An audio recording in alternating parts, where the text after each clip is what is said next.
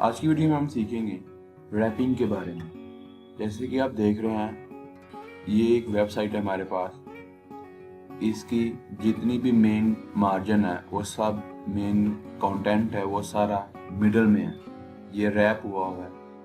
हम चाहते हैं कि हम ऐसे अपनी वेबसाइट पर अपनी कंटेंट को ऐसे रैप करें, तो उसके लिए आपको div टैग यूज करना पड़ेगा। जैसे कि मैंने आपको बताया, div एक किस्म का कंटेनर है जिसमें हम एक टाइम पर बंच ऑफ कोडिंग को एक टाइम पर स्टोर कर सकते हैं। जैसे हम div टैग ओपन करेंगे, उसके बाद उसके अंदर एक क्लास क्रिएट करेंगे। क्लास क्रिएट करने के बाद क्लास का नेम हम कोई भी दे सकते हैं।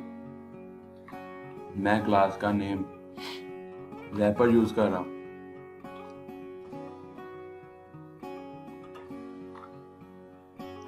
जैसे हमने ये टैग ओपन किया, इसको यहाँ पर क्लोज करेंगे।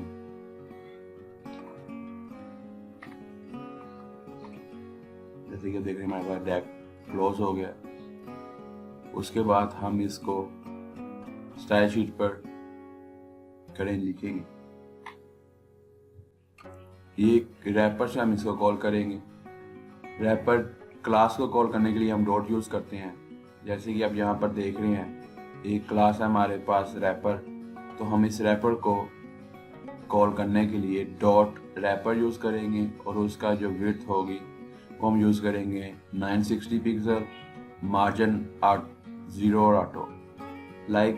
ये साइकिल चलता है क्लॉकवाइज। मीन 0 होगा हमारा टॉप, ऑटो हमारा होगा राइट, उसके बाद 0 होगा हमारा बॉटम और ऑटो होगा हमारा लेफ्ट साइड।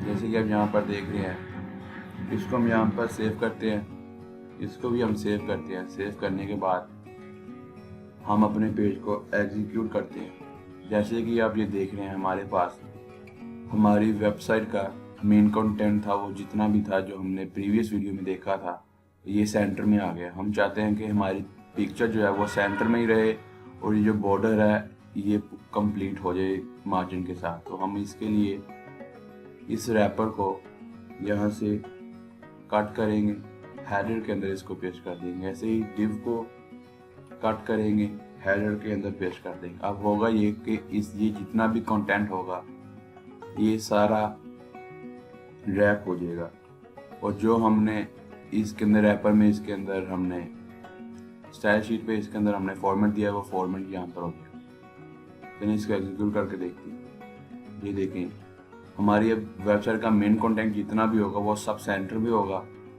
जैसे कि हम अमेज़न की वेबसाइट पर देख लें, हमारा जितना भी कंटेंट होगा हमारा सेंटर पे होगा।